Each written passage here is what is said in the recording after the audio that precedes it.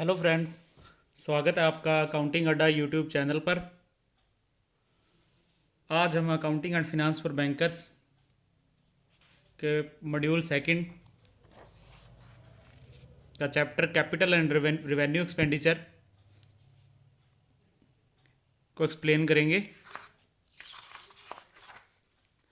Friends, exam के अंदर 2 या 3 क्वेश्चंस इसके पूछे जाएंगे अपने से। थ्योरी बेस्ड क्वेश्चंस हैं, इजी सा चैप्टर है। तो स्टार्ट करते हैं अपने से कैपिटल एंड रिवेन्यू एक्सपेंडिचर। तो फ्रेंड्स, कोई भी कंपनी है वो जब रन करती है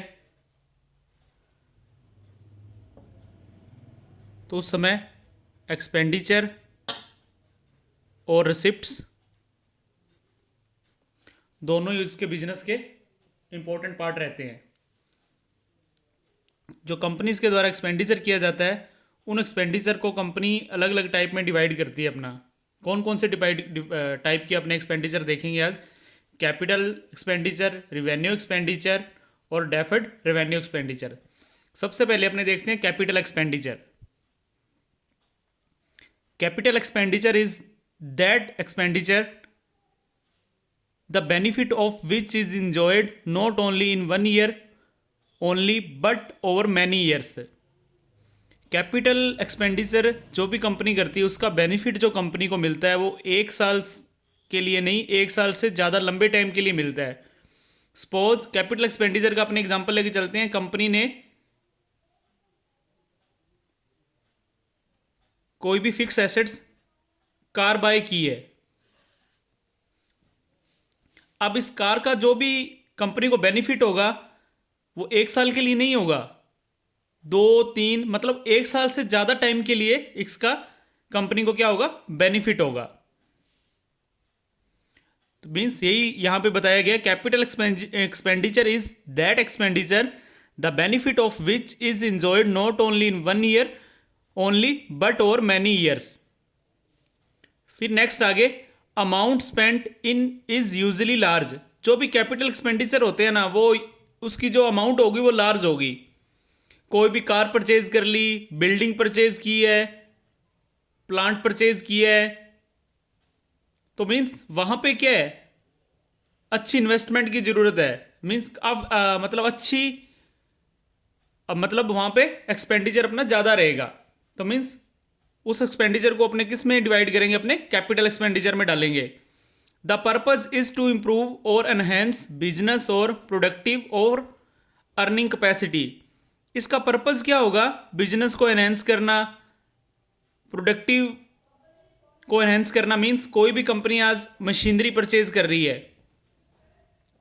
तो मशीनरी से क्या होगा, जो भी उसका प्रोडक्शन हो रहा है, पहले उसके पास एक मशीन थी, अब उसके पास दूसरी मशीन होगी तो उसकी प्रोडक्टिविटी भी बढ़ गई है वहां पे, और प्रोडक्टिविटी बढ़ेगी तो उससे क्या होगा, कंपनी का प्रॉफिट बढ़ेगा। तो means the purpose is to, capital expenditure का पर्पज क्या रहेगा, the purpose is to improve और एनहेंस बिजनेस और प्रोडक्टिव और अर्निंग कैपेसिटी। फिर नेक्स्ट आगे, the benefit is of long duration. ये फर्स्ट ऑफ ऑल यही बता चुका हूं, कोई भी कंपनी मशीनरी परचेज करेगी तो मीन्स ऐसा नहीं है मशीनरी वो 1 साल ही चलेगी, मशीनरी वो लंबे टाइम के लिए चलेगी, 1 साल से ज़्यादा पीरियड के लिए चलेगी। It is non recurring. Recurring का मीन्स रहता है बार बार, ये एक्सपेंडिचर बार बार नहीं किए जाते। जैसे आज कंपनी ने मशीनरी परचेज की है तो ऐसा नहीं कल भी कंपनी मशीनरी परचेज करेगी, 1 महीने बाद फिर परचेज करेगी। तो मीन्स इस प्रकार के जो एक्सपेंडिचर रहते हैं वो नॉन रैकरिंग रहेंगे। It is shown in balance sheet. और इस तरह के एक्सपेंडिचर को अपने कहां दिखाते हैं, बैलेंस शीट में। अब जैसे कंपनी ने मशीन परचेज की है तो मशीन आपकी क्या है, फिक्स एसेट्स है, और फिक्स एसेट्स को बैलेंस शीट में एसेट साइड में दिखाया जाएगा अपना फिक्स एसेट्स के अंदर। दोबारा देख लेते हैं, कैपिटल एक्सपेंडिचर, कैपिटल एक्सपेंडिचर में जो अमाउंट होगी वो लार्ज होगी, जो भी खर्चा किया जाएगा वो लार्ज होगा, और इसका पर्पज क्या रहेगा, बिजनेस को एनहेंस करना, प्रोडक्शन को बढ़ाना और प्रॉफिट को इंक्रीज करना। और इसका जो बेनिफिट मिलता है वो लॉन्ग ड्यूरेशन के लिए आउट ऑफ 1 ईयर मिलेगा अपने को। और इस प्रकार के जो भी एक्सपेंडिचर रहेंगे वो बार बार नहीं किए जाते, और इसे it is shown in balance sheet. और इन खर्चों को अपने कहाँ दिखाते हैं, बैलेंस शीट के अंदर दिखाते हैं। फिर अपने नेक्स्ट आगे चलते हैं, रिवेन्यू एक्सपेंडिचर। रिवेन्यू एक्सपेंडिचर में देखते हैं amount spent in is relatively small, मतलब जो भी एक्सपेंडिचर होंगे छोटे रुपीज़ में होंगे। कहने का मीन्स है, छोटे रुपीज़ का मीन्स जैसे वहाँ पे अपने कोई भी मशीनरी परचेज कर रहे थे तो मशीनरी की जो अमाउंट होगी वो ज़्यादा होगी। और इस प्रकार के जो रिवेन्यू एक्सपेंडिचर होंगे, रिवेन्यू एक्सपेंडिचर में अपने एग्जांपल ले लेते हैं अपनी सैलरी का। तो मीन्स यहाँ पे जो इसकी जो भी खर्चा होगा वो स्मॉल होगा यहाँ पे। The purpose is to maintain the fix assets in good working condition. इसका पर्पज क्या है कि जो भी फिक्स एसेट्स परचेज की है उसको वर्किंग कंडीशन अच्छी बना के रखना उसकी। The benefit is of short duration. Suppose आपने आज सैलरी मिली है, तो सैलरी आपको किस पीरियड के लिए मिली है, 1 महीने के लिए मिली है।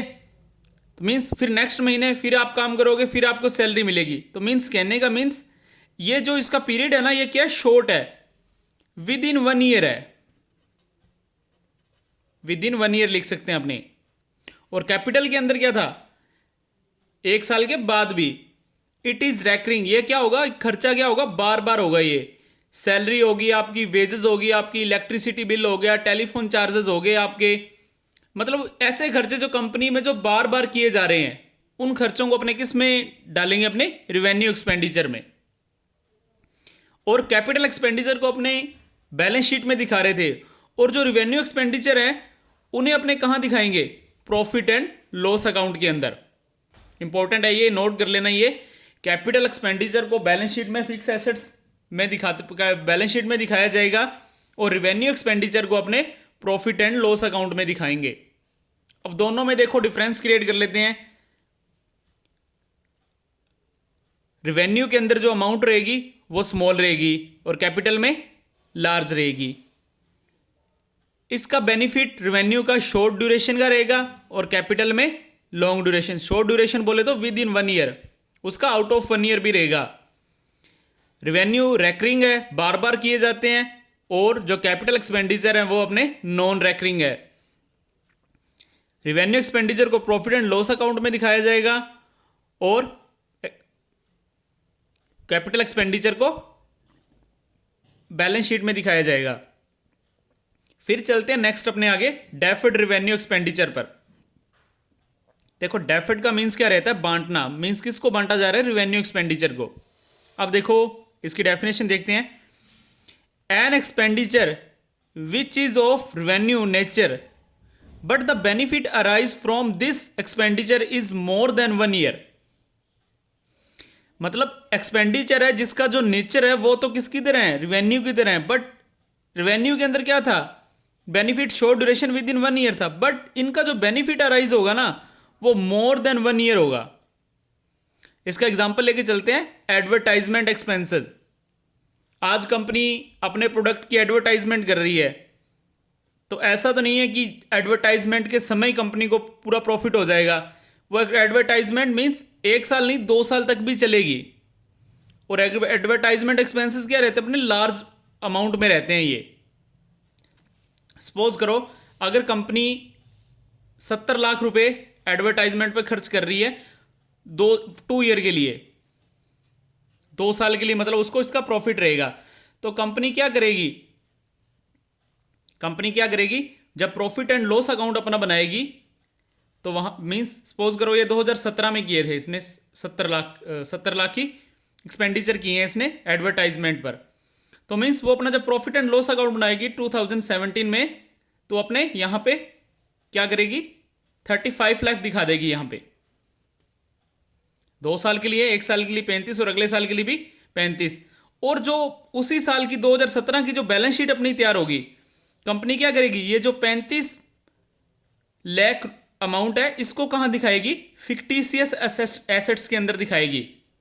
फिक्टिशियस एसेट्स बोले तो काल्पनिक एसेट्स के अंदर ही दिखाएगी। तो मींस डेफर्ड रेवेन्यू एक्सपेंडिचर, ज़्यादा अपने डीप नहीं जाएंगे। इसका एग्जाम्पल याद रखना, 2-3 एग्जाम्पल लिए हैं जो एग्जाम में पूछे जाते हैं। एडवर्टाइजमेंट एक्सपेंसेस जो रहेगा अपना, वो किस में रहेगा, अपना डेफर्ड रेवेन्यू एक्सपेंडिचर में रहेगा। ये एग्जाम्पल के लिए मैंने आपको बताया है, जैसे 2 ईयर के लिए है तो 35 तो पहले साल ही कंप्लीट हो जाएगा और 35 को कंपनी क्या करेगी, फिक्टिशियस एसेट्स में लिखेगी। फिक्टिशियस एसेट बैलेंस शीट के नीचे फुट नोट में लिखी जाएगी अपनी। जब बैलेंस शीट अपने करेंगे तो वहाँ पे अपने फिक्टिशियस एसेट्स क्या रहती है, काल्पनिक एसेट्स, उसके बारे में अच्छी तरह से पकड़े या अच्छी तरह से सीखेंगे इसे।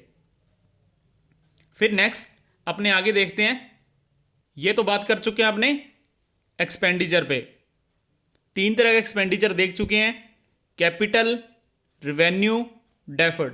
देखो क्वेश्चंस को आप जैसे भी पढ़ोगे ना, आप सैलरी, जैसे सपोज करो एक्सपेंडिचर ऑन सैलरी आपको वहां पे दे रखा है, तो एक्सपेंडिचर और सैलरी आप ये देख लेना कि सैलरी क्या साल में एक बार ही दी जाएगी या बार बार दी जाती है। तो कहने का मीन्स सैलरी साल के अंदर बार बार दी जा रही है, तो मीन्स रैकरिंग है। वो रैकरिंग की बात जहां पे होगी वो कौन सा एक्सपेंसेस हो जाएगा, अपना रिवेन्यू एक्सपेंडिचर हो जाएगा वहां पे। फिर ये तो बात कर चुके अपने एक्सपेंडिचर की। अब देखते हैं अपने रिसिप्ट पे। रिसिप्ट को भी 2 टाइप्स में डिवाइड किया है, कैपिटल रिसिप्ट और revenue receipt.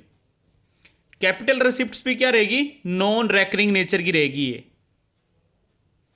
Non recurring receipts from the owners और लैंडर्स, जो किससे मिल रही है, ओनर से और लैंडर से। ओनर्स की बात करें तो अपने कंपनी कैपिटल रेज करेगी, शेयर इशू करेगी, तो मींस तो कंपनी के पास क्या आएगा, पैसा आएगा। ऐसा तो नहीं है कंपनी बार बार शेयर इशू करेगी। कंपनी क्या करेगी, एक बार ही शेयर इशू करती है, मींस साल के अंदर। कहने का मीन्स ये है कि एक बार ही शेयर इशू करती है, कहने का मीन्स।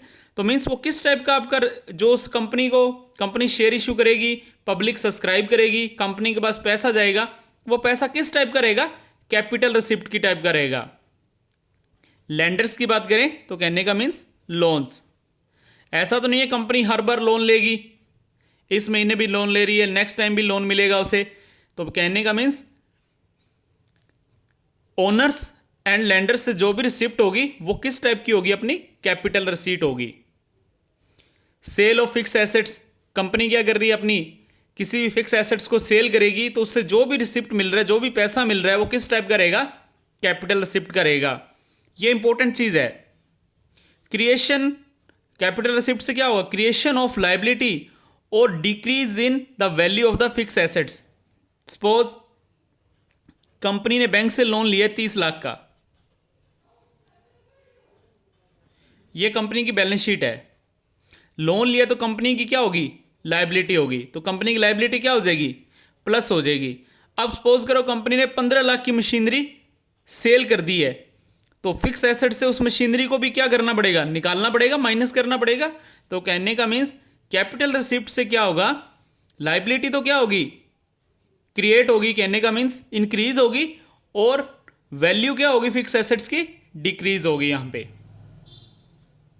फिर नेक्स्ट चलते हैं अपने revenue receipt. Revenue receipt recurring nature की होगी। सबसे बड़ी बात, सेल्स ऑफ गुड्स और सर्विस से रिलेटेड जो भी कंपनी को मिल रहा है प्रॉफिट, वो किसके अंदर काउंट करेंगे, अपने रिवेन्यू रिसिप्ट के अंदर ही काउंट करेंगे। जैसे कमीशन हो गया, तो मीन्स रैकरिंग नेचर का रहेगा ना ये बार बार, तो कहने का मीन्स वो किस में आएगा, अपना रेवेन्यू रिसिप्ट पे आएगा। ये था अपना कैपिटल एंड रेवेन्यू एक्सपेंडिचर। अब इसकी एक्सरसाइज कर लेते हैं। अपने कुछ क्वेश्चंस मैंने बनाए हैं, उनकी एक्सरसाइज करते हैं। अब देखो फर्स्ट नंबर क्वेश्चन है। क्वेश्चन किस टाइप का होगा पहले ये देखते हैं। क्वेश्चन ऐसे लिखा होगा, maintenance of fix assets is a type of, option में होंगे capital expenditure, revenue expenditure, deferred revenue expenditure, none of these. देखो अब मेंटेनेंस, कम फिक्स एसेट्स की मेंटेनेंस करवाई है, रिपेयर करवाई है, तो ये खर्चा कंपनी में क्या होगा, बार बार होगा। और देखो जब हमने रेवेन्यू एक्सपेंडिचर पढ़ा था तो उसका मेन पर्पज क्या था, is to maintain the fix assets in good working conditions. तो मीन्स ये अपना किस टाइप का एक्सपेंडिचर है, अपना रेवेन्यू एक्सपेंडिचर है। RE से लिख रहा हूं इसे।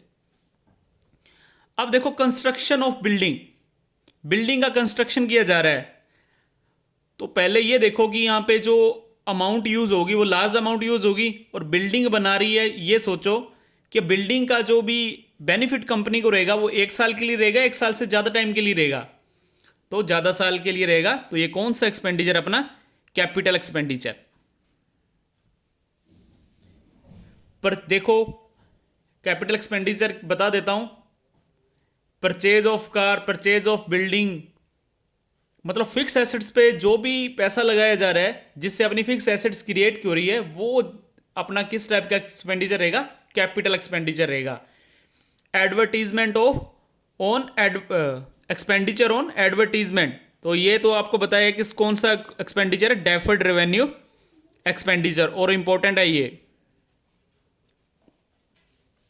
Equalisation of fix assets, fix assets purchase किए भाई, तो मींस कौन सा एक्सपेंडिचर है? कैपिटल एक्सपेंडिचर है। Amount paid for acquiring goodwill, मतलब कंपनी ने अपनी पैसा किया है किसके लिए? गुडविल के लिए। गुडविल के लिए किया है तो लंबे टाइम के लिए इसका प्रॉफिट मिलेगा, तो मींस ये अपना किस टाइप का एक्सपेंडिचर है? Capital expenditure. इंपॉर्टेंट है ये, पीछे क्वेश्चन एग्जाम में आया वहीं से उठाया इसे, तो इसका राइट आंसर जो रहेगा capital expenditure. Expenditure on research and development, important, यह भी एग्जाम में पूछा गया है। Deferred revenue expenditure. Outstanding expenditure on wages, wages पे एक्सपेंडिचर है, means revenue expenditure. Purchase a car, capital expenditure है। Purchase of raw material, raw material company क्या होगा? अब यहां पे बात करते हैं रॉ मटेरियल की। कंपनी रॉ मटेरियल तो बार बार परचेज करती है, तो कहने का मीन्स कौन सा एक्सपेंडिचर है? Revenue expenditure. टेलीफोन चार्जेस कौन सा एक्सपेंडिचर है? Revenue expenditure. 2 questions half of number में या 1 नंबर में क्वेश्चंस रहेगा, 1 या 1.5 नंबर का समझ लेके चलिए, और बिल्कुल इजी सा चैप्टर है। बस अपने को ये देखना है, देखो किसी भी टाइप का एक्सपेंडिचर अपने को दिया होगा, अपने को ये देखना है सबसे पहले कि वो एक्सपेंडिचर है वो उसकी जो नेचर है वो रैकरिंग है या नॉन रैकरिंग है। अगर आपको रैकरिंग और नॉन रैकरिंग का पता लग गया तो आप आसानी से टिक करोगे, और क्वेश्चन जो आपका आएगा वो आपका कैपिटल और रेवेन्यू में ही आएगा। और उसमें भी एक बता देता हूँ, 90% चांसेस यही रहेगा कैपिटल का रहेगा। कैपिटल के अंदर आपको क्या दिया होगा? Purchase of A car, purchase of a land, construction of A building, ठीक है। तो मीन्स वो जो अपना रहेगा, अपना किसके अंदर रहेगा? कैपिटल एक्सपेंडिचर के अंदर रहेगा। तो फ्रेंड्स इस वीडियो में इतना ही। नेक्स्ट टॉपिक जो अपना रहेगा bill of exchange, important chapter रहेगा नेक्स्ट भी। फिर उसके बाद अपना मॉड्यूल 2 खत्म हो जाएगा। तो फ्रेंड्स वीडियो अच्छी लगी हो तो लाइक करना, चैनल को सब्सक्राइब करना, चैनल को शेयर करना। जैसे ही ये 2nd मॉड्यूल अपना ख़त्म हो जाएगा फिर अपने 3rd मॉड्यूल भी स्टार्ट करेंगे। जो भी इसकी एक्सरसाइज है वो बीच में वीडियो में अपलोड करता रहूँगा। तो फ्रेंड्स अब चैनल पे वीडियो कंटिन्यू अपलोड रहेगी, चैनल के साथ जुड़े रहिए। तो फ्रेंड्स मिलते हैं नेक्स्ट वीडियो में।